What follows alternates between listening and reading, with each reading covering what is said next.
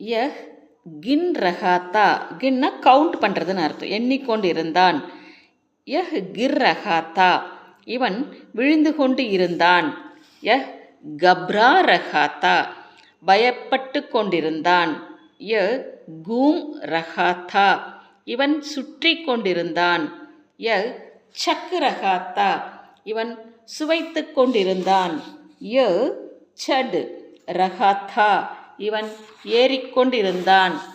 யஹ் சபா ரஹாத்தா, இவன் மென்று கொண்டு இருந்தான். யஹ் சமக் ரஹாத்தா, இவன் பிரகாசித்து கொண்டிருந்தான். யஹ் சல் ரஹாத்தா, இவன் நடந்து கொண்டிருந்தான்.